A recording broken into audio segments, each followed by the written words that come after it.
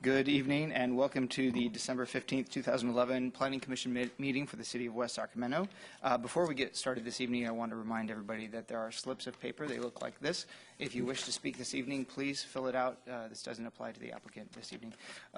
However, if you're in the audience and you wish to speak, please fill out one of these slips, whether or not the item is on the agenda or not. All right. And as tradition, we always start off with the Pledge of Allegiance. And this evening, I'm going to ask Commissioner Olson to lead us. Allegiance to the flag of the United States of America and to the republic for which it stands, one nation, under God, indivisible, with liberty and justice for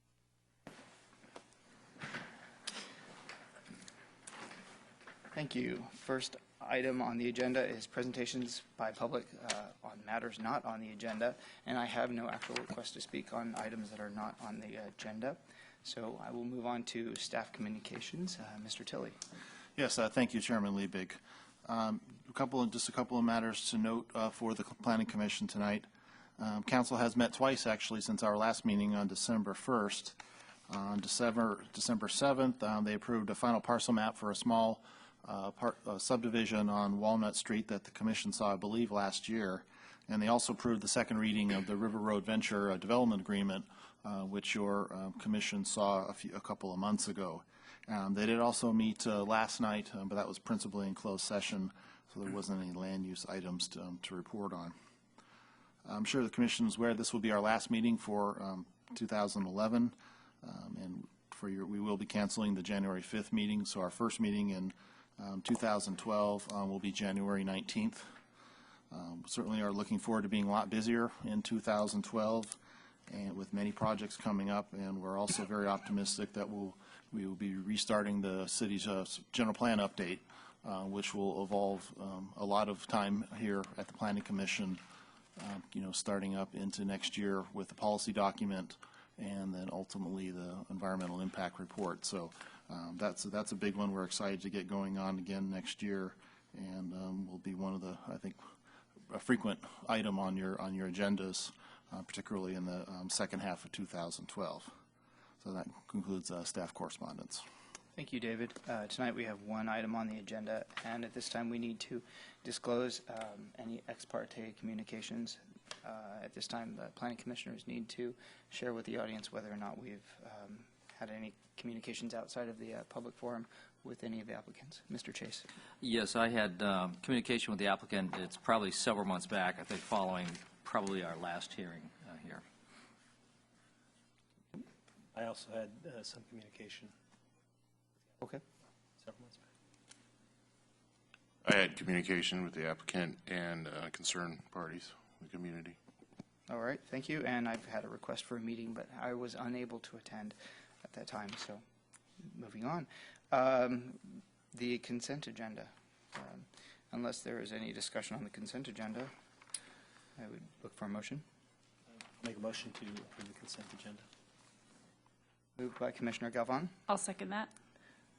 Seconded by Commissioner Sandine. All in favor, please signify by saying aye. Aye. Aye. Opposed? And are there any abstentions? I abstain. Commissioners Moore and Galvan. I'm sorry, Commissioners Moore and Olson. And Mr. Chase. Actually, since I was not present, and this is the minutes, I should abstain from that as well. Okay. I knew there were three that weren't there. So. Okay, I forgot. Okay, excuse my cold tonight, but I did want to be here. Moving on to the regular agenda, this is the continued public hearing regarding the Vistas Towers conditional use permit, and I will hand it over to Mr. Tilley. Yes, thank you again, Chair Liebig. We are here tonight for the public hearing on the Vista Towers conditional use permit. This project has been before your commission previously. It was scheduled on your agenda last month, but we did elect to continue that at the applicant's request because we did not have a full commission that evening, and so fortunately we have a full commission tonight. The last time was discussed was back in June, so would like to go over some of the elements of the project briefly again, and also touch on some aspects of it that have changed since we were here before. The project is a wireless facility proposed at 3200 Jefferson Boulevard, which is in Southport along Jefferson, just south of the Tower Mart at Jefferson and Linden Avenue.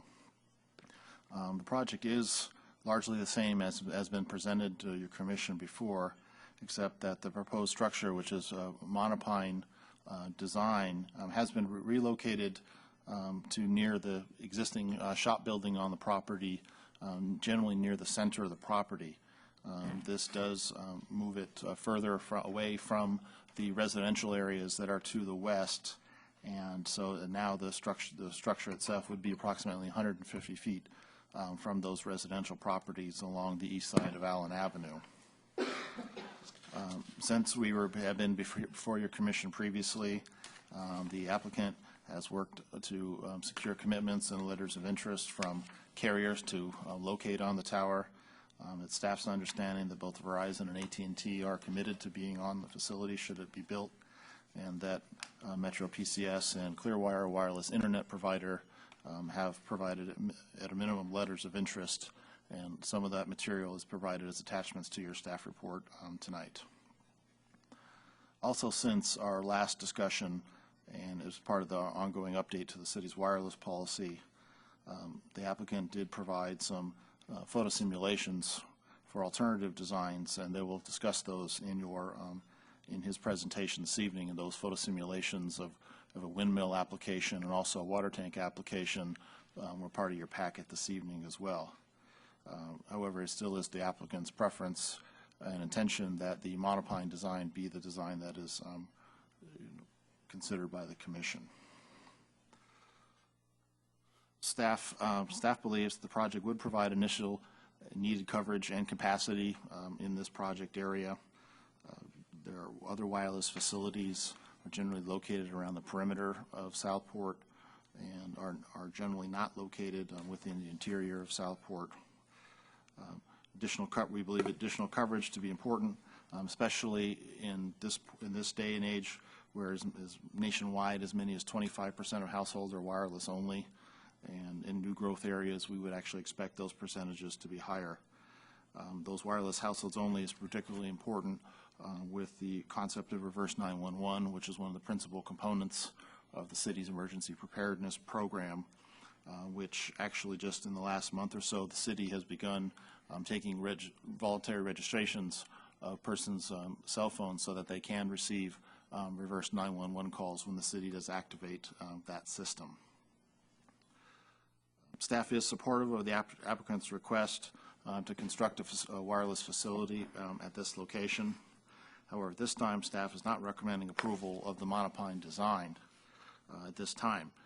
We would recommend that the Planning Commission approve the conditional use permit under the parameters that have been discussed, but have the applicant return to the Commission at a later date with alternative designs should the Commission approve the conditional use permit.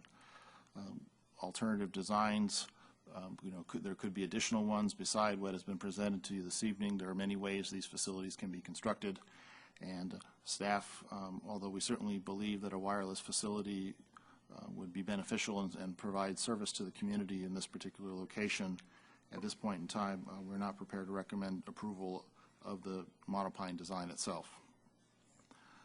We do believe it may be prudent to use this course, given that aesthetics of these facilities is the principal area of discretion, for the city when it comes to wireless projects. And however, if the Planning Commission is comfortable with the monopine design, The commission may approve it tonight and not have the applicant return with other design options. But at this stage, staff has included a condition on number 2, which would have the commission or the applicant return at a later date with alternative designs once they have been reviewed by staff. And at that point in time, it may be that the monopine design ultimately, is the most optimal design for this particular location. But at this time, given that there are other design alternatives available for these kinds of facilities, staff would recommend that alternative designs at least be considered by the commission before approving a final design. So at this point, I'll close my presentation, and I'll be happy to answer any questions you may have. Thank you, David. Before I open up the public hearing, are there any questions of staff at this time? I do have a question, David. I caught in your presentation that at this time you do not, the staff does not recommend the monopole design. The monopine. I'm sorry, the monopine monopine design. That's correct.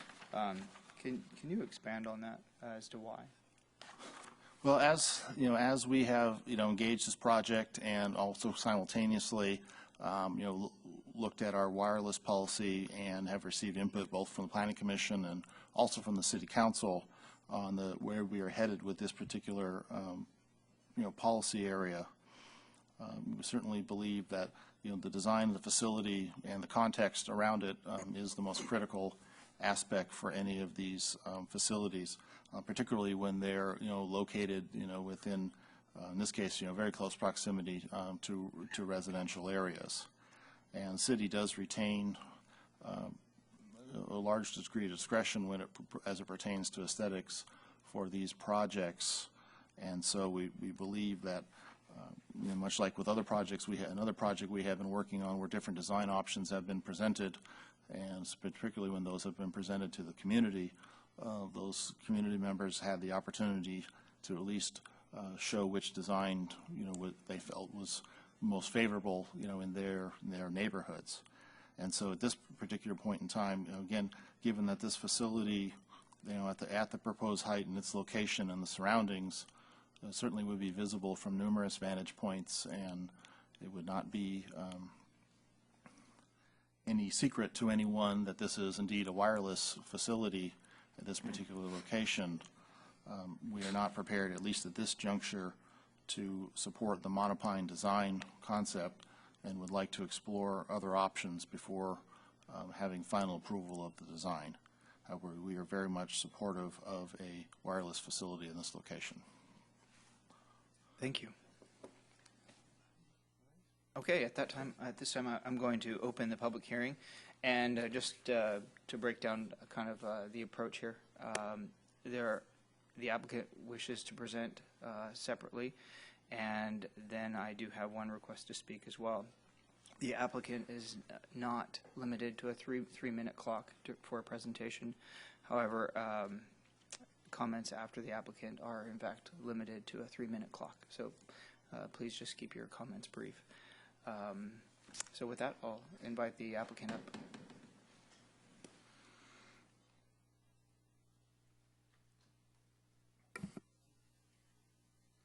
We have a presentation, so I was just, is it ready to go? Okay. Good evening, commissioners. I am Robert McLaughlin. I'm with Vista Towers. Misako Hill is with me, and she's with Cortel representing Vista Towers.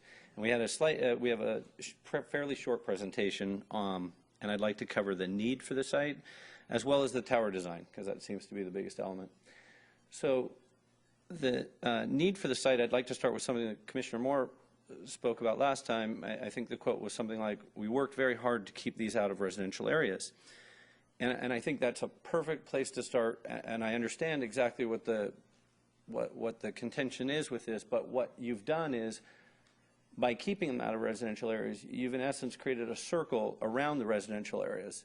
And I think it's important to understand the result is the ring of sites, and what we need to discuss is that those sites, all sites have a limited capacity. Each site can only handle so many calls.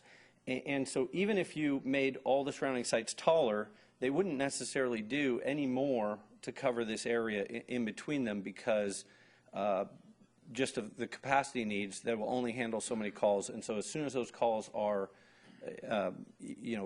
stacked inside the equipment, it will not handle an additional call. So the only answer to address the capacity issues created by the residential areas and the shopping areas right in this area is to place a site in the middle of this area.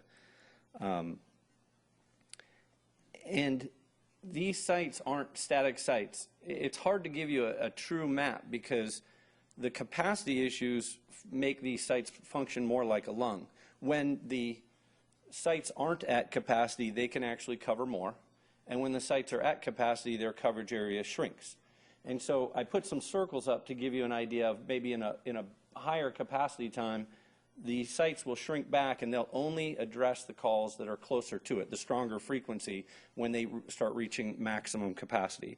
So, and the problem is, so this area right where our proposed site location is currently receiving fairly poor coverage. You can go there and you can make calls. You probably won't get in-building coverage. And when the other sites are getting closer to their capacity, the coverage is going to shrink back, and you're going to have even poorer calls, or poorer service, which means more drop calls and more calls just not connected. And the real impact or the problem with it is that the wireless industry is experiencing tremendous demand growth. The demand growth is coming from more phones per household. We're giving phones to our children at younger and younger ages. Instead of having one phone per household, now there's 2, 3, or 4 phones. There's more demand on each phone. People are, the minute packages are so that people are just using their phones more. And then I don't know how many of you have a smartphone, but the smartphones, obviously allow you internet and data access, and so it's increasing the demand and the pull on these sites tremendously. And I could get statistics about it, but it's really, one of the biggest growth areas in the nation.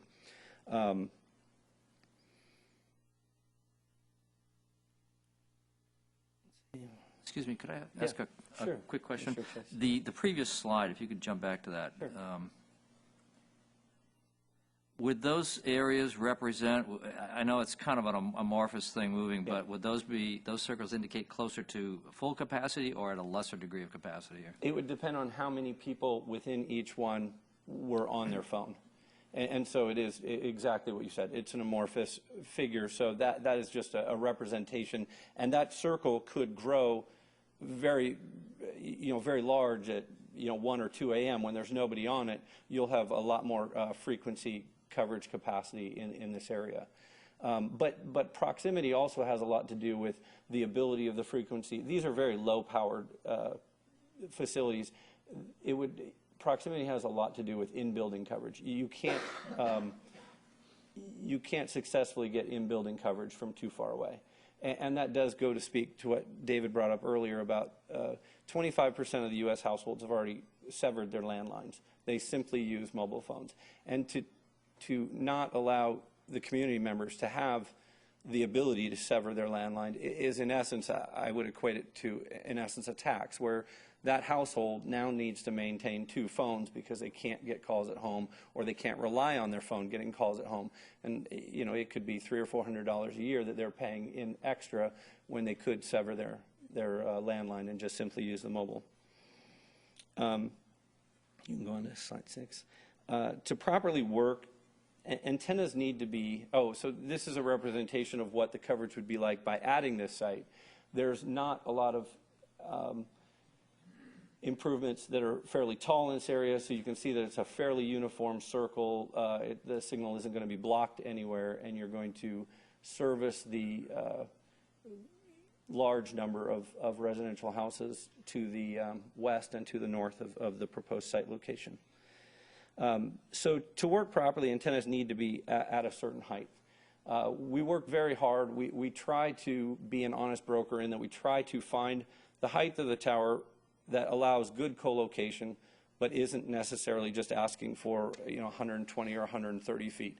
RF engineers will always want to be taller, but what we try and do is come up with a plan for a tower height that works. In this case, I think the code allowed 85. We thought 80 would work, but there's good reason we thought we really needed 80 to have a crown on the top of the tower to allow the tree to look more like a tree, then to have 3 to possibly 4 rad centers to be above the improvements in the area, you really have to maintain a certain height of a tower. And this diagram, in essence, it illustrates that if you put your antennas too low, you're going to be dragging the signal along the tops of houses, through trees and everything else. And so it isn't arbitrary that we've tried to pick a tower that would work for your community, because we've always tried to balance the co-location versus, for example, you could take 10 feet or 15 feet off this tower, and instead of servicing 3 or 4, it will only service 1 or 2. And the ancillary impact of that is you're just going to end up with more and more towers in your community, because the other carriers that have the same need are then going to have to go through the process to permit an additional site. Yes. Sorry to keep interrupting. No problem. Back one slide again. Could you explain the metrics on that item number 2, the co-location? I didn't quite understand that. Okay. So the metrics are this. Every carrier would prefer to be at 70 feet. Every carrier that we talk to would want 70 feet or more. And the reason is, and these numbers are a little bit of an estimation, but the reason is at 70 feet, they get 99% of what they're looking for as far as their targeted area. That's what I was wondering what the 90 Right. numbers were. And at 60 feet, they might get 98. It's a very small difference between those. But then as soon as you start dropping the next 10 feet, it becomes more significant, and you know, lower would end up being probably in the 60s%. So. Okay, thanks. No problem. So you can go on to the next. So the problem with this area is there's no existing infrastructure near the proposed facility that will afford the height needed for any carrier's antennas. So it really means the result of that is that you have to have a tower to serve the community's needs. And then what this is a list of the possible tower designs that are out there. And I know staff has taken some issue with the monopine, and so I thought the best way to go to address it would be to show the different types of towers. There's really only so many, and I think that we can cover it fairly quickly. So this one is a straight monopole. It's incredibly functional. It is exactly what it looks to be. It is just a metal pole with antennas on it. I didn't propose that for this area. That is one of our existing sites. That is AT&T on the top, and we have another carrier interested in that, but I just wanted to represent what a pure monopole is in industry terms. The next one is your West Sacramento windmill. I would caution you about this in one thing, that what you're looking at is literally one carrier with a handful of antennas. And I think you can see on the right-hand side of the tower, on one of the legs of the lattice, you can see the coax running up and down it. The more carriers you put on a windmill, the harder it is to stealth the coax cable. And the more antennas you put on the tower, the bulkier it looks in sections. I have nothing against the windmill. If you guys wanted to accept the windmill design, I just, as being in the industry, did not think it was better than the monopine. So there's just another one. So here is a water tank. It's out on the 15 freeway. It's just a standard water tank photo I had. And I just wanted to show you, that's a fairly tall water tank. But I just wanted to have a good illustration of what a water tank would look like. There's another. Here's one in the backside of San Diego. It's a very rural part. We actually almost took over this site. It has 3 carriers in the can. That can at the top is roughly 16 feet in diameter. In order to have the antenna arms and in sectorized sections, it requires about 16-foot diameter circle. The one thing that I thought this design would actually, if people like the water tank design, the one thing, and I used it for the photo sims, this one, it would be a shorter can. That can, like I said, has 3 users in it. You could shorten the height of the can itself and put 2 users in it. You could put a third on the legs near the top, and you could also get rid of the railing. That railing is just, it was just a design element added by the County of San Diego for that. So all of this is in flux. I'm just trying to show you good illustrations of what's possible. This is a monopine. It's in the city of Tustin. You can kind of see the antennas at the top. It's not one of ours. It just happens to be near where I live, and it's a pretty good illustration of just what a monopine would be in a standard setting. Another one in Anaheim. That is ours, and I would tell you that I like our monopine. I worked very hard at figuring out how to make them look better. I don't know if you guys would agree, but Verizon's antennas are in the top.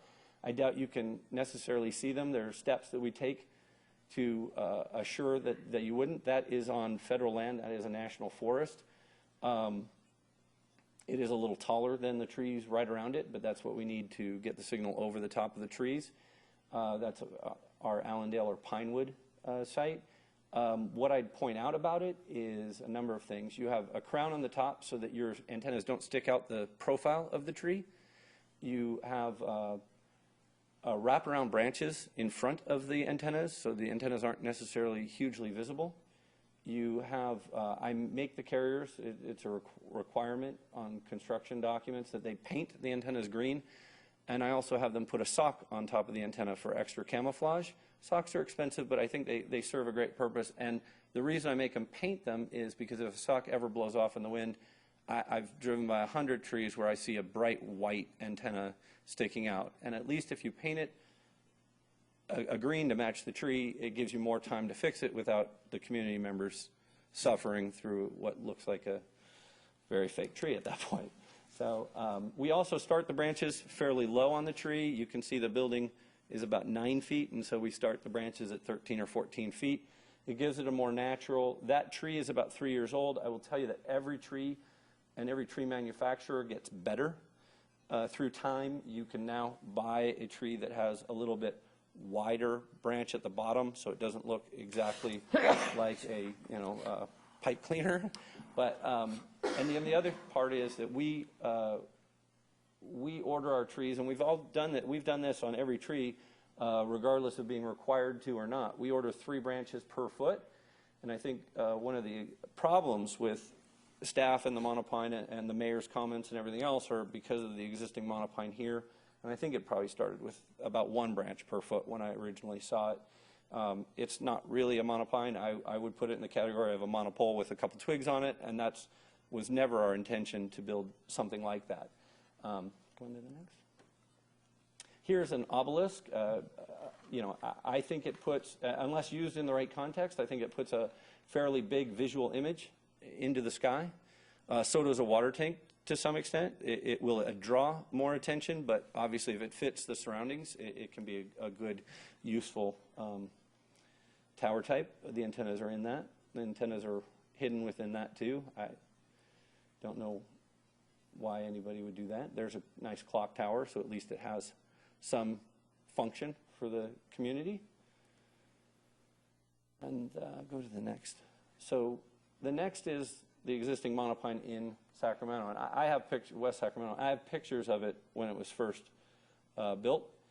I didn't know it existed, and I will tell you something else. In the February community outreach program, I spoke extensively and showed probably 20 photos of existing monopines saying, here's what the problem with this one is, this is what we do to fix it. Here's what the problem is with this one, and I showed monopines actually probably slightly worse than that at times, but most of them about that. That was never our intention, and I think that we've been on record since February saying that we had no interest in creating an improvement like that. That tower is probably $20,000 or $25,000 cheaper to order than the ones I build. It's never been a matter of cost. I live in California. I love the National Forest. I am one of the preferred vendors for the National Forest because without even being asked, we always spend the extra money to try and make our facilities look better. And that's why I will also make the statement that I don't have any problems. If you guys want to change the design to a water tank or anything else, the towers for me are going to end up being all about the same cost. The water tank might be $80,000, but my tree is $68,000. Will I spend $12,000 more? If that's what you guys think is a better look, absolutely. It's not about money. I could probably order that tree for $40,000, 45, but I just wouldn't do it. There's a picture of just one of our towers where the antennas were painted green. And here's a picture of the SOCs. In this case, the tower type was a broadleaf, a mono broadleaf instead of a mono pine. So you can see the SOCs are made of leaves. And they're exactly what it is. You can see the antennas are sleeved with those. And they're a SOC that just goes around it. I haven't had one blow off in the 3 or 4 years that I've had about 8 or 10 trees up, but they do at times come off. And again, I think if you look back on the SOCs idea and the paint and the antennas, you'd look at that tree, and if it didn't have the equipment at the bottom, I'm not sure you'd pick it out necessarily as a totally fake tree. So I would disagree with staff a little bit that I think there are specifications that can make the trees look more like a real tree. Here are some photosims that we worked up based on last month's feedback. I know you guys are considering new ordinances. Here is the windmill design, and this is a very good representation of what it would look like where you have 3 sets of antennas. I mean, the whole point of doing this is to facilitate as many carriers, and you're going to have some dark, fairly thick areas coming down from the antennas, which are the coax that all the carriers need. And the coax demands are only growing. With the advent of the smartphone and the uses on the antennas, the number of coax that are required per carrier has grown from 12 to 24 and upwards of 30. A piece of coax is a black, circular. It's about 3/4 of an inch, 7/8 of an inch. Actually, it's 7/8 of an inch wide. And so when you bundle 30 together, you're getting a fairly dark, sizable object running down the legs of the windmill. I would also disagree with the reason I didn't offer a monopine design because I was trying to save money or whatever. The only reason I offered a monopine design was there are about 35 to 45 foot live pines on the property immediately next door. I know they're only 35 or 45 feet, but they will grow. And a monopine at this location, especially, we worked with Commissioner Chase to move it farther up and we've agreed to screen the trees behind. I mean, I don't think we even hesitated once they were asked of us. We thought a monopine would just simply be the best design to hide it, especially knowing the quality of the monopine that we were recommending. There's the windmill from another angle, street angle. And that's the water tank, and you can see the antennas right below it.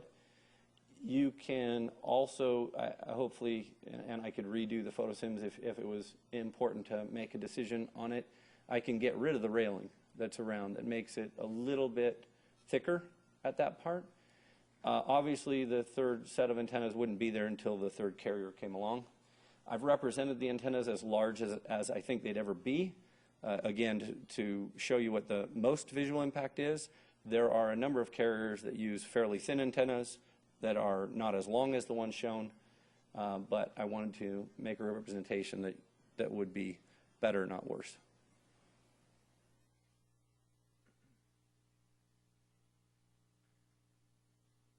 And there's the tree. And that photosim they used are pinewood tree. I had them use that as the model. I always do because it represents what we'd be doing.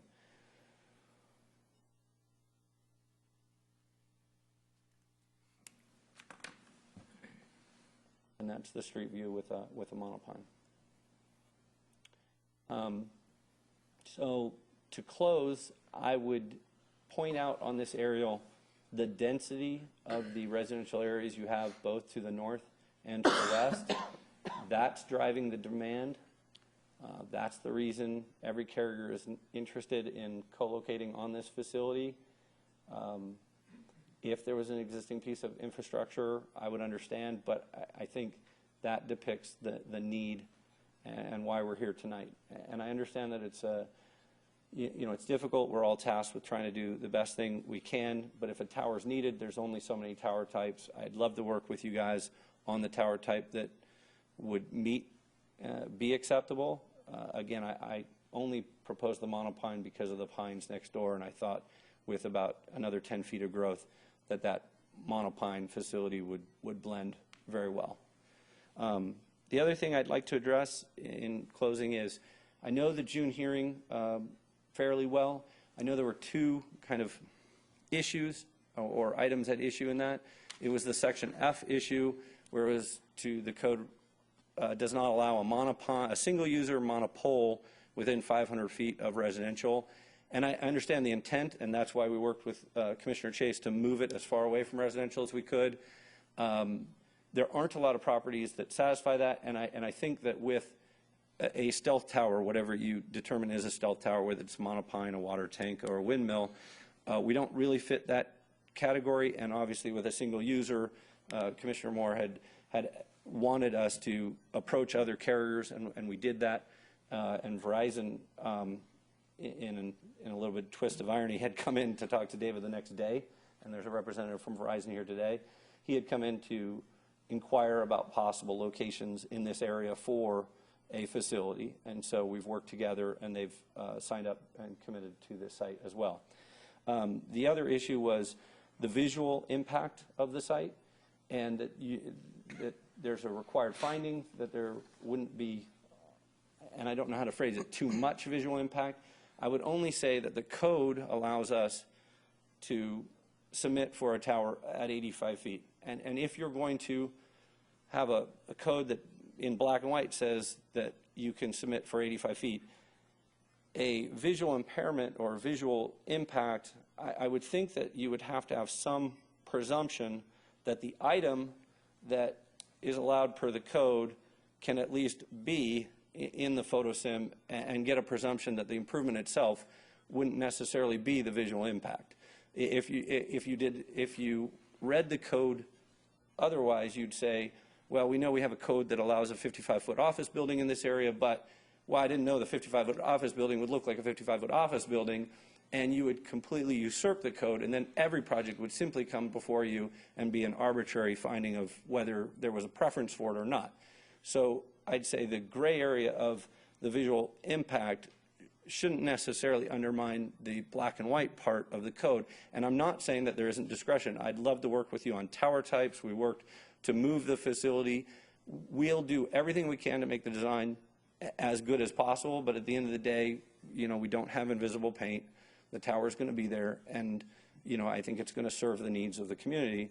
And so with that, I would just close to say, I think we meet the letter of the code, and I respectfully request that the project get approved, either as a monopine or if we're going to move on, I'd like some substantial guidance on what we're going to do, because I mean, we've been working with this for a while. Thank you. Thank you.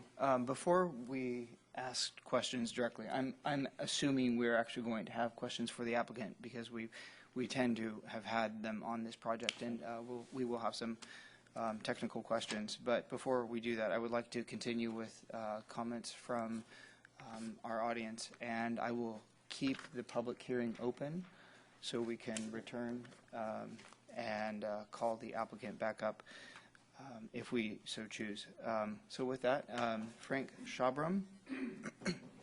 And if you would please restate your name so we make sure we get it pronounced correctly. Mr. Chairman, Commissioners, good evening. My name is Frank Shabram. Frank Shabram, close. And by the way, happy holidays to everybody.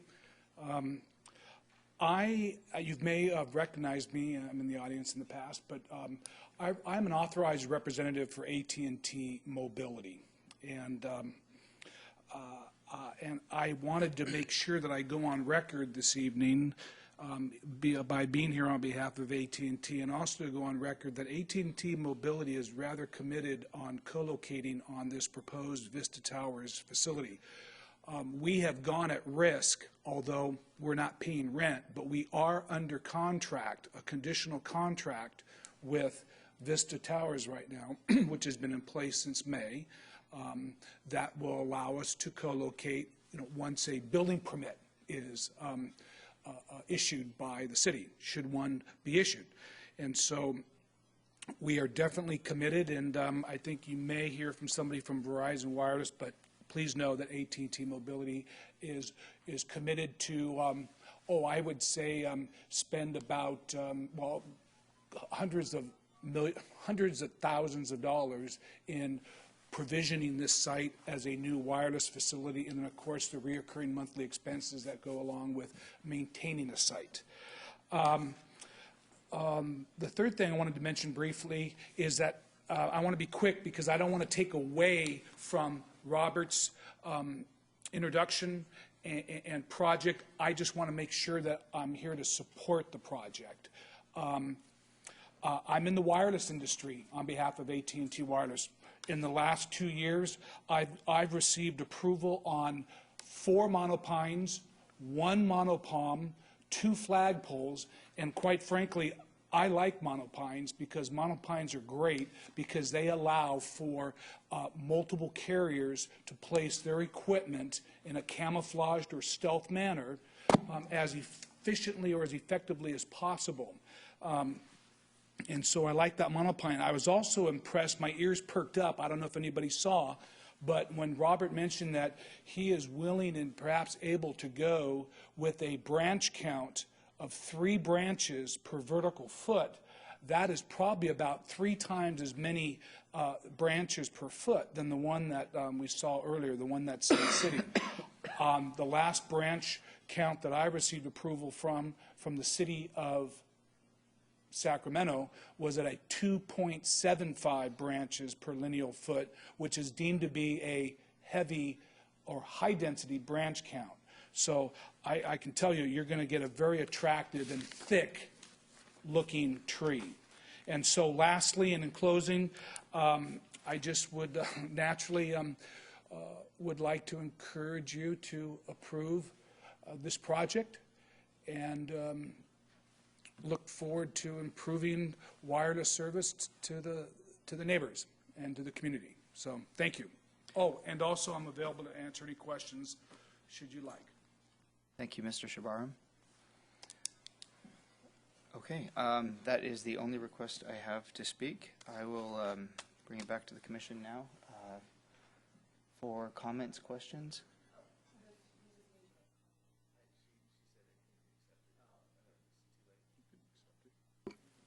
Okay. Chair Liebig, you have the discretion to accept that comment if you would like. I'm getting head nods, yes. So Cindy, if you'd like to bring it up, I will accept it.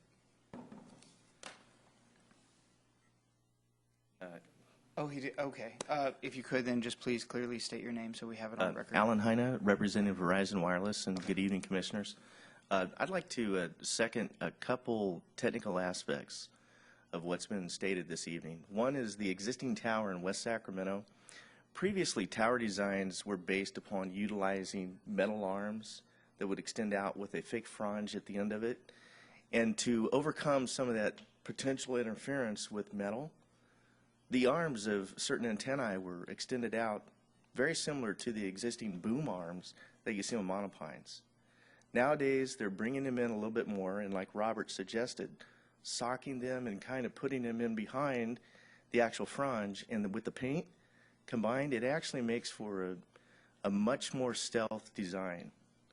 So I think it's important that, you know, you may have had a bad taste in your mouth from this previous structure that's up that everyone sees, but truth of the matter is the trees pulls have really come a long way, and the branch counts have improved, and actually the branch themselves are much better.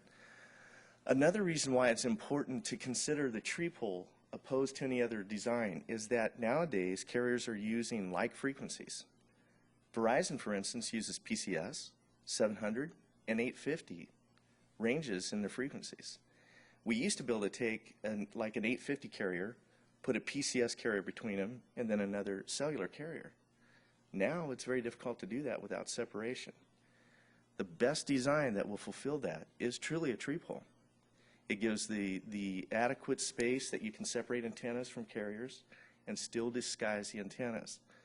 The water towers actually will fall short on that very quickly. A 16-foot water tower will take 2 carriers. and then you're going to put them on the legs and somewhere else on the tower. Same with kiosk. They become somewhat limited to the ability to separate the antennae and keep them enclosed in some form of camouflage. So I got to salute really the efforts of Robert and actually the planning division here for considering the setback changes, because it's much needed for the community. I can tell you that cell shrinkage is real. For the systems to work, we have to have the ability to place a site in a much tighter search ring than what used to be. And I would hope that you'd find that this was a very responsible effort on everyone's part and vote in favor of it this evening. And Verizon definitely needs the site. I can tell you that. We've been working for a year and a half to try to fulfill this. So thank you very much. Do you have any questions? No, thank you, Alan. Thank you. Okay, with that, I will bring it back to the commission. The public hearing is still open, so if we wish to call anybody back, we can. I'm going to start on this side this time. Any comments, questions? Ms. Perez? For the applicant, on the, I'm looking at the visual for the windmill. It seems like it's a lot taller, higher. Is It that is. because you have to put the windmill on top? Correct. Okay. And the metal blades interfere with the coverage. And so I gave all this information to staff. When I did the photo sims, I kept the antennas at those same rad centers that we talked about earlier. And so I don't have it off the top. I actually should. It's a great question. The windmill, to have the top antennas top out at 72 feet, had to be somewhere in the neighborhood of 86. The tower, the tree has to be in the neighborhood of 78 to 80, and the water tank could be at like 73 or 74 because all it has is a top hat. So those photo sims actually represent the actual heights to keep the antennas at the same spot. Okay, thank you. No problem. Yeah. Since you're up here, I have a couple of questions for the applicant. Now, the height is listed as actually 80 feet plus or minus. The cap in this area is actually 85 feet, as you said. I'd be more comfortable if we actually listed, if we went forward on this one, if we actually stated a maximum height. That's fine. Just for clarification. A question I had was, there's a drop pole currently on site next to the building. It's to be replaced by a 45-foot tall pole. Can Correct. you explain the difference between the two to me? Yes, I can. So the pole that's currently there might be 35 feet. And instead of, we spent a lot of time with PG&E. Instead of adding, they can't service. It was really kind of a difficult part of the project for us because we planned it with the drop pole on the north end of the front end of the property. PG&E has an existing Yagi that is there for their wireless service, and so they won't let us touch that pole. And then on the south pole, there's already on the front edge, because we were going to underground the power and the utilities all the way back from the front of the property. They had too many drops already on that pole and too many transformers, and there's not any separation on the top of that pole for any new lines. So we suggested, and we had to push pretty hard to get this, was a replacement. So their design was going to be putting a pole right in the middle of the front, and we told them that the city would not support that. And so we worked with them to replace that drop pole. It was the least impactful way to do it. The drop pole requires to be 5 or 10 feet higher than it is now, because our service will actually come off the top and the existing service will come off the 35-foot level into the existing building. So that's why it grows in height, but we thought that was a fairly good trade-off, was to not increase the number of poles out there. Okay, thank you. No worries. Actually, my other questions have pretty much been answered. Yeah.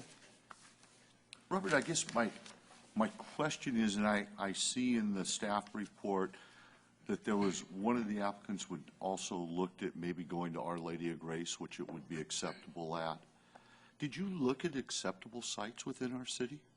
I did. Every system has a little different need, and I would have to have that carrier say why that was a more acceptable. I believe that if you go too far north from our area, if you remember that aerial, there was a good part of the community that was to the denser residential was to the north, and the denser area was to the west. The facilities work best, they're sectorized, so there's 3 sectors on each. They work best for capacity when each sector is pointed at a fairly sizable area of use, but not one sector pointed at all of it. The problem with that location from our standpoint was that we thought some of the carriers would find that their entire south sector would be pointing at the majority of the demand. And in essence, if you do it, you will find that carriers will go there because it's one of the only ways to serve this area, but then the demand on that south sector will overwhelm it, and you'll have another tower need slightly south of where we're talking about right now. We tried to split the baby in half and come up with a site location that would serve, that would balance the demand needs with one site. And we think we have, and we've had good feedback from the carriers. Possible.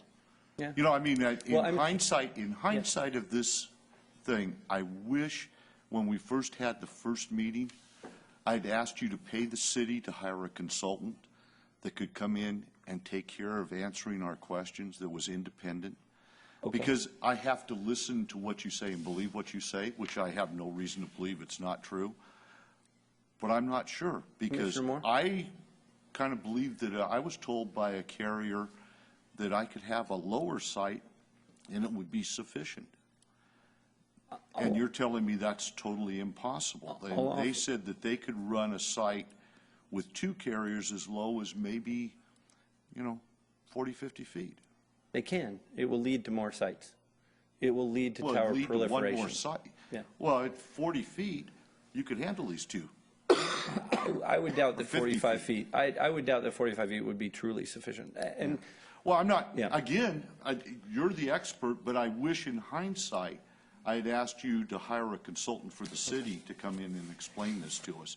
That would have been a lot easier and a lot better for both sides. Because I look at all the sites that are out there, and including the high school, including Our Lady of Grace, going over and using the towers that are in the shopping center. I mean, my goodness, you'd think that on one of these sites, one of them would work sufficiently to cover a little bit of the area. You're never going to cover all of it with one tower. The tower we proposed does a really good job at covering the balance. Well, I thought the tower, if you'd put it there and use the original white circles, because when you put the other circles in, they got a lot smaller than the big white circles you had in the other. Well, you mean on the presentation? On the I'd be more than happy to. So, I mean, they were bigger when they were white, and then when you got them into the colored, they got a lot smaller, I thought. Oh, the color ones, just so you understand, the green is the absolute best coverage.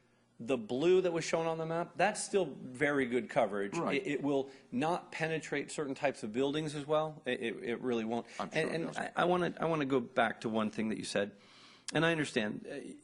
I think maybe a little bit background on me. I'm an attorney. I took the same oath that we all have. You don't have to apologize. No, no, I won't, because I never practiced. I went into business. I have 20 sites. I've built 25. I own them. I have 12 more that I have permits for this next year. I looked at this area and I wanted to make an investment in the city of West Sacramento because I thought because I looked at the ring of sites and I knew the need. I didn't know the history, but I knew the need. I will tell you that, obviously it would be upsetting having invested $40,000 or $45,000 to read the code and to try and get a site that I think your community needs and be shot down. But I wouldn't stand up here and lie for $45,000. And I know you're not saying that I'm lying, but I'm saying that I have, let me also tell you that I started this business back in the early 90s. I was one of the leading people that went out and worked for some of these carriers before they even had licenses. I've also spent, the only time I did practice was after I sold a business. I practiced as AT&T's, well, Singular's outside legal counsel, for 6 years while I was doing other projects. I understand the struggle you guys have had. I've worked on thousands of sites.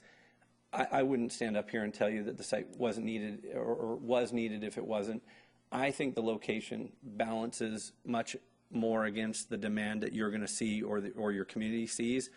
And I would think you'll have a far better chance at reducing the number of tower sites by allowing this project. I know that's, you know, just my professional opinion, but I wouldn't tell you it if I didn't really believe and it. I totally agree. I'm very, as everyone up here will tell you, I'm the most limited one. My AT&T phone works just fine, and that's all I care about, and I don't do anything else. But the second part of this is, all I want you to do is comply with the rules we have.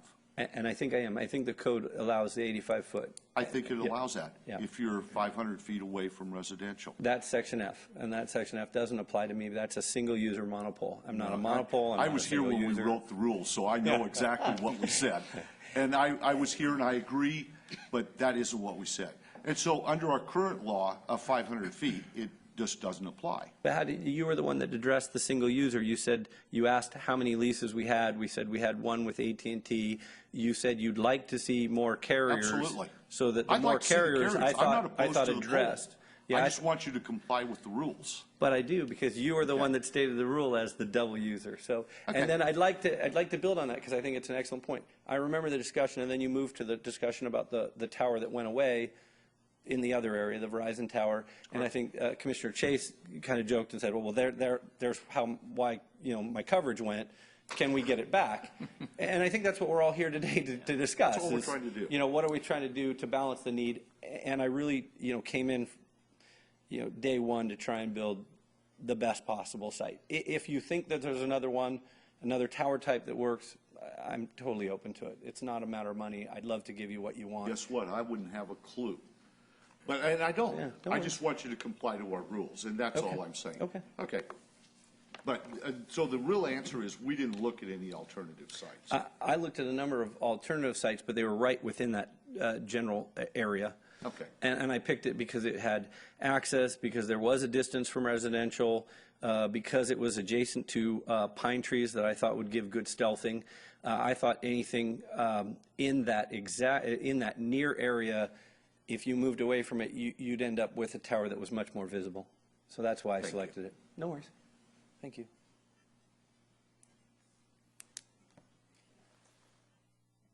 I actually had the same question regarding the OLG site, and I'm wondering why that site was looked at. Would that site, I heard what you said, that may not give us the same coverage. Alan's here with Verizon, okay. so he'll tell you why he looked at that. I think it was to satisfy the. Thank you again, Alan Heine. Yeah, that Our Lady of Grace site was actually my undertaking, and I worked with those folks for about a little over 8 months. We had approached Mr. Tilley, and the ordinance was still in place, and we ended up measuring a distance that was like 470 feet or so that would be at the beginning edge of the site, and the tower would be somewhere within 460 feet. But it did abut facing residential on two sides, and it was at a school grounds. Well, later on, the diocese decided that they were no longer interested. And that's basically why it fell out. But when we were approached, and I want to talk about the synergy of what Robert is talking about. When you can get carriers that will actually co-locate on a single structure, our height requirement was 75 feet. What he's saying is absolutely correct. If we're going to be at 62 feet, we're taking the second position below AT&T to work in concert as an agreement to fulfill wireless facilitation here in the city on one tower. If they were to build that strictly for AT&T, we'd be putting an application in for a 75-foot tower wherever we could find it, because the grid itself will dictate the height that we need. When Robert showed earlier that propagation signal, how it will go through buildings and it loses strength, is a reality, because today we're not just shooting cell phone, it's data, video, voice over, IP, all forms of business used emergency, all forms of business use wireless communications. And that signal we used to be good on a phone line. Now it is it is fiber, but fiber at Ethernet capacity. The speeds are incredible that we have to maintain. Right now, we're working at 2 gigahertz. When LTE launches, we'll have to go to nearly 8 to 12. So the throughput on these signals are really limited. And siting, like Robert said, to have it right in the center is really what we needed. So I got to really honestly say, I think the planners here have cited a great location. It's something I hope you consider, and when you can get more than one carrier agreeing to one location, you already won the game. You really have. And any questions? Nope. Okay. Okay. Comments? Thank you. Questions? So I have a question for Mr. Tilley. Could you remind us about the noticing too of the neighborhood here, because it moved, the location moved back a little bit after the conversation with Commissioner Chase. So did we notice 500 feet? We expanded the noticing range, I believe, to a quarter mile in this case, which Okay. picks up approximately 300 property owners. Okay. We did mail out on that before our last meeting when the project was scheduled, and then until it was ultimately continued to this evening. And so that would have been the fourth occasion where we had mailed out notices on this project to that radius, since we started with the community meeting back in February. Okay, thank you, that's helpful. Thank you. Just a few comments. Thank you for all of your Are we work. closing the public hearing now? Are we done with questions? I don't know. Okay, I will close the public hearing. So just comments. I was thanking the applicant for all the work that you've done to clearly address specific commissioners' comments. That was identified by myself anyway, and thank you very much. I was originally, out of all the designs, if we were going to choose one, I was originally leaning towards the tree, but I also appreciate the willingness to come back to the group for more of a design review on different types, and actually liked the photo simulations that you had of other towers than more than what we got in our packet. So it's just a kind of a bonus to me to be able to actually see that step as well. I have no other comments, so I don't really have a feel for how the commission is leaning, so I will leave. A comment then. Okay. So, go ahead. I don't care. I would make a comment. First off, I think the applicant did a great job trying to help alleviate a lot of our concerns. And if I was picking, if it was my choice, I think I'd be leaning towards the tree. That would be the one that just seems to be better and seems to be better accepted and makes a little more sense. It might be fine. However, I'm still back to my initial problem. My initial problem with this application is it does not comply with our current ordinance. Can you be specific on that? I would like. The ordinance we drafted says that you will not have one of these poles next to residential. Your residential neighbor, the neighbor that he has to him, was the Fergolis, who wrote a letter in saying, please don't put this in my backyard. So they have to be 500 feet away under the current ordinance. Now, we're doing a new ordinance that's going to come into play real soon. But even under the new ordinance, according to what David wrote, they're probably not going to comply with the setback requirements even of the new ordinance. Therefore, we're allowing something to come into our city that does not comply with our current ordinance, will not comply with the proposed new ordinance, and you're kind of opening a Pandora's box, because everybody's going to want to go, well, they didn't have to comply, why should I comply? That's why we have the rules. That's what we're here to do. And I think it's our job to enforce the ordinances that we currently have. And while I don't care if we have another cell tower down there, I just want it to comply with what we have. Those are our rules, those are our laws.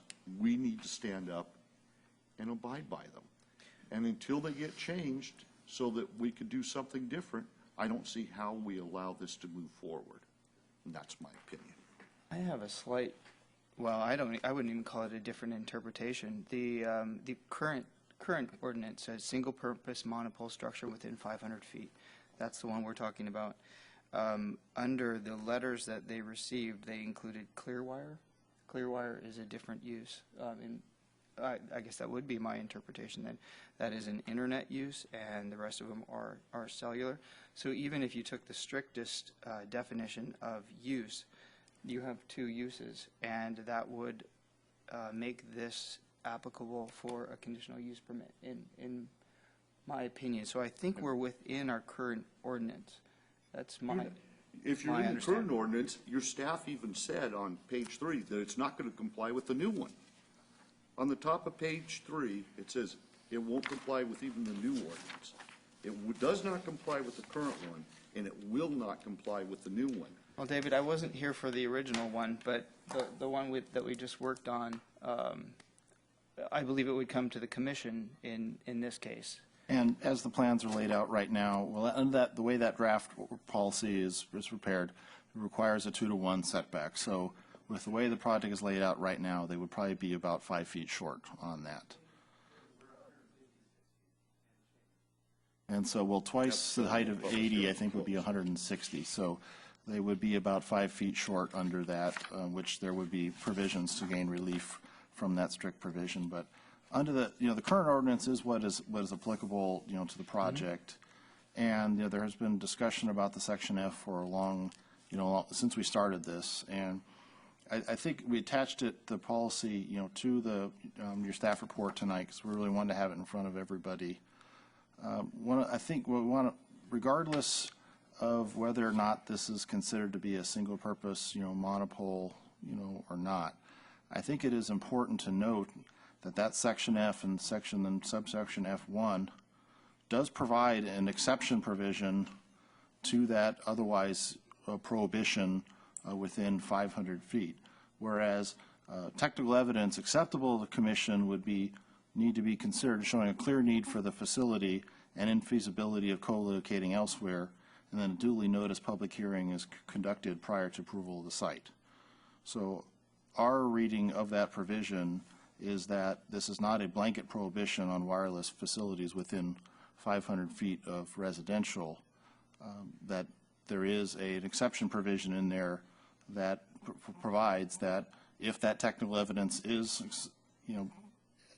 acceptable to the commission, showing the clear need for the facility, et cetera, that this wireless project can be considered within 500 feet. And the last 2 out of the last 3 wireless facilities, poles, including the infamous tree pole that have been approved, were within 500 feet of residential as the crow flies. So our position from the beginning has been that this provision does provide an exception. So I believe the question before the commission tonight is whether or not that technical evidence showing the clear need for the facility has been demonstrated, to your commission or not. Thank you, David. Which, if you care, goes back to my comment that I said, now I wish I'd thought in hindsight that we'd had him hire an independent person to tell us that there was something that was truly needed. The only thing I want to make clear, though, is I want to make sure that we are within compliance of the current ordinance, and it's my understanding that we are. And whether or not you're in favor of this project, or if you find that there's a need, that is a separate question. But as chair, I did want to make sure that we were clear from legal counsel and staff that the belief that we are in compliance of the current ordinance. So, and I only state for my purpose that I was there and wrote the ordinance, and there was only monopoles, and we actually approved that tree, but it was the best design that was out there at the time at Linden Road. I agree, the trees are 10 times better today than what we had back then. That's just the best we had. But all I'm telling you is I remember sitting there and we talked about we didn't want any poles within 500 feet. David can tell you it's a monopole and only for a single user. That may have been all that was out there when we wrote this too. They didn't do a lot of multi-use people back then. It's okay. I'm just telling you that what I remember us doing. Mr. Chase, actually, I'm going to take Mr. Chase first. I'll take you last, if that's okay. Mr. Chase? Thank you. With all due respect to my colleague, Commissioner Moore, clear need. I still don't get good signals where I live on my phone, and it's Verizon, so hopefully that will improve. First of all, I'd like to, I think the effort that the applicant has put into this proposal for months and months has been superb, and it's really been excellent bringing this forward.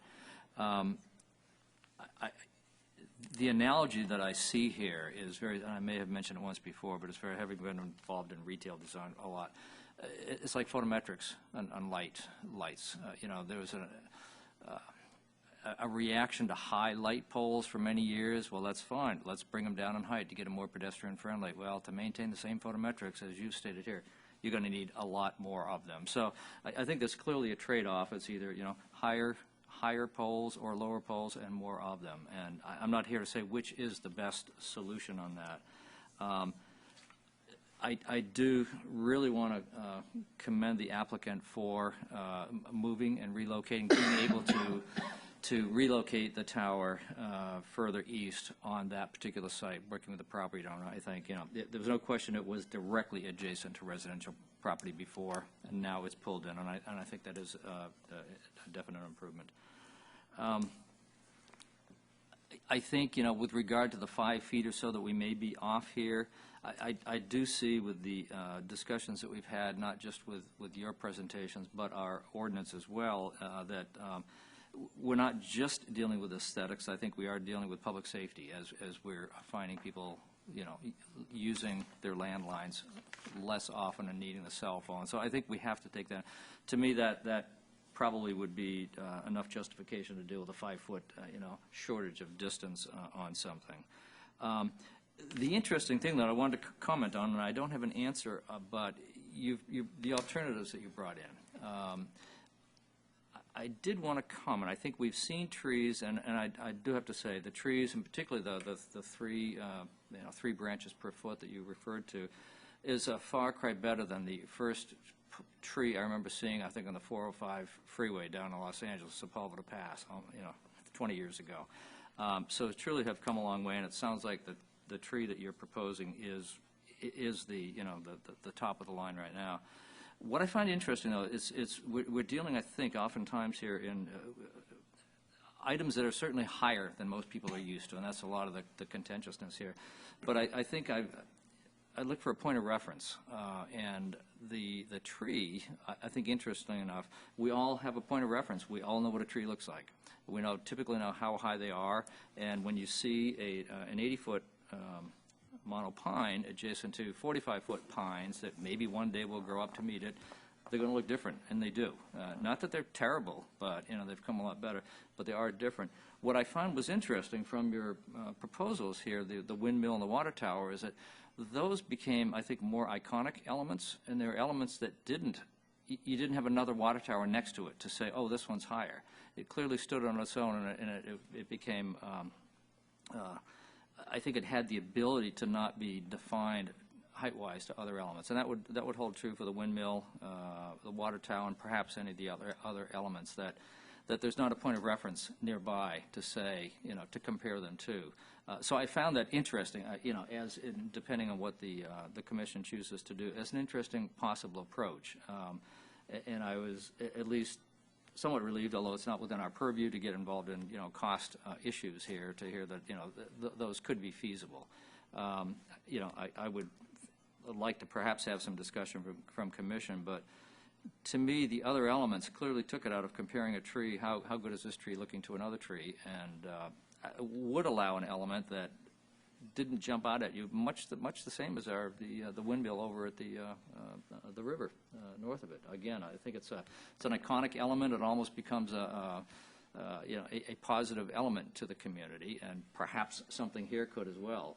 There could be a new direction here to cell towers. So, I I truly applaud the applicant for the amount of effort in here, for the movement of it, for the quality of the tree that is being proposed, and I am comfortable with needing a tower in that location. And we're going to hear from you or others, certainly in years, as we move forward, for more of these. So I think the better handle we can get on it at this point in time, the better going forward. So thank you. Thank you, Mr. Chase. On my left, anybody? Closing statements? Ms. Sandin? I'm in agreement, closely aligned with Commissioner Chase. I feel that the convenience and safety related, the needs for this project are enormous, and I think it is within our purview, although I wasn't there as Commissioner Morzini, I'm giving you another name, Commissioner Moore, was. I feel it's in our purview to actually decide on an exception to Section F. I'm very compelled by the background that was given to us, and I also appreciate the work and the opportunities. With regard to aesthetics, that is a huge concern of mine, and I think that having the condition as it's written provides us a chance to be more thoughtful, a bit more thoughtful about that, and take into consideration the iconic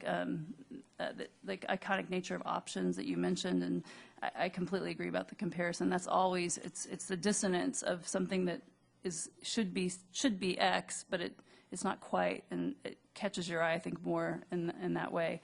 So I'm supportive of this project, and I think there's a real need, especially I'm concerned with the safety matters in our community, and I think there are gaps. I've noticed them. I've dealt with them in my community, and I think folks would want to have better coverage and actually expect it in a cutting-edge kind of community that we view ourselves. There'll be more need for coverage rather than less. So I'm supportive of this project moving forward. Joe? David, I just have a couple of historical questions. Has the exception to the 500-foot rule, was that part of the original ordinance? Yeah, this, the wireless policy you have in your thing, it remains unchanged since it was first written back in 1997. And you said 2 out of the 3 existing are within. Well, what I meant was the last few we have approved, which has been over the last few years. There was the one at the PG&E facility over in Southport Business Park that's right over the main drain from that neighborhood, or the tree pole is another example. So about half of the 23 facilities we have in town, as the crow flies, are within 500 feet of residential. Some of those do predate our wireless policy. Some have been approved since then, and we certainly aren't trying to imply that the context in any of those was identical to the situation we have here before. But of the last few that we have approved, going back over the last 10 years, 2 out of the last 3, other than the ones that are right in the heart of Southport Business Park, have been within 500 feet of residential. And those came before the commission at the time? Yes. I do remember this. Okay, I actually didn't get a good enough count of whether or not folks were those who are leaning towards being in favor of the project, at least of having a pole, was leaning towards the tree, or whether or not we should continue to contain or to include condition number 2 if the project is moved forward. So I'm still inclined to keeping condition number 2. But that's just mine. And with that, I will stop talking. And I will look for a motion.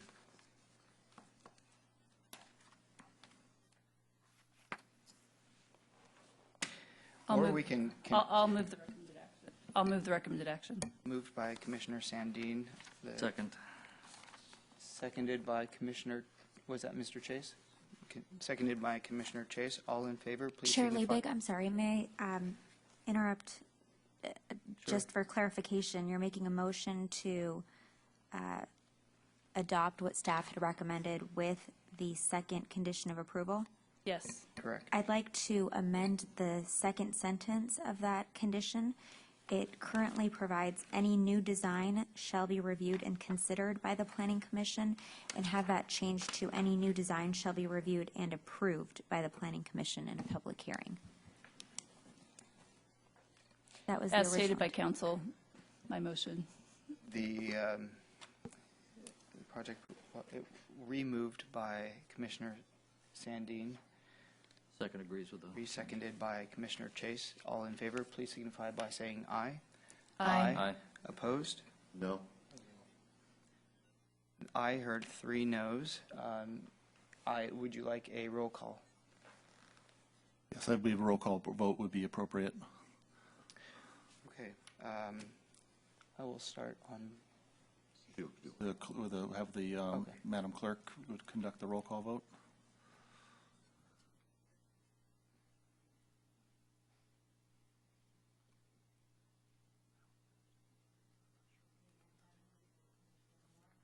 No.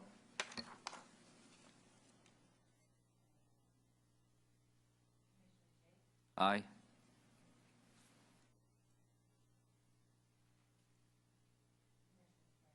Aye.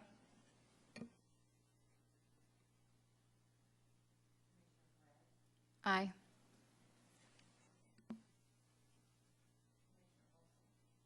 No.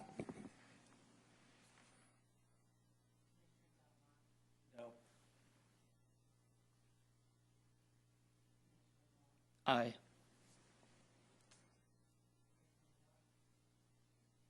No. Should I get to vote twice? He He does Just not keep get counting to my vote. votes. It's going great, you know? Is this Chicago? I'm sorry, Commissioner Liebig's vote was? Chair Liebig's was aye. On my count, that is 4 ayes and 3 noes. And the project therefore passes. My count was 4-4. I would like to read the appeal period. Please do. Giving procedure into the record. Any interested party may appeal the decision of the Planning Commission's matter to the City Council by filing a written appeal with the City Clerk within 15 days of tonight's action, and the appeal must be accompanied by the appropriate filing fee. Thank you, David. For clarification, when would we expect to see this project come back before us with actual designs? It has to be him, sorry. I would hope it would be fairly soon, but we would have to work with the applicant on how quickly they could produce some additional exhibits. But we would certainly would endeavor to come back as quickly as possible, but with a complete package for your commission's review. And I'm assuming the trigger is prior to building permits being Yes. issued? Yes. All right. Chairman, I have a question about that. Mr. Gavon? David, when it comes back, will there be some, a chance for public input on the design? Yes, we will notice that as a public hearing, again, and try to solicit input on the designs. There'll be some outreach for that, or? Yes, we certainly will, consider that, and we want to figure out a program to have a meaningful consideration of designs that are distinctive enough to make worthwhile. I think we got some good input tonight, particularly regarding some of the other options. There may be other options that we will consider, but it will be our hope that we would have a few options. We present those to the commission with some analysis by staff, and hopefully have a preferred alternative that we would recommend, to your commission, but ultimately your commission would approve the final design. Okay, thank you. As far as informal discussion goes, fire trucks are going around honking their horns. That's the time you run out and give canned food. And the policemen are out collecting toys for tots at this time. Any other informal discussion? Seeking a Motion to adjourn. Moved by Commissioner Moore. I'll second. Second by Commissioner Sandine. All in favor, please signify Aye. by saying aye. Aye. No, hearing none. Thank you.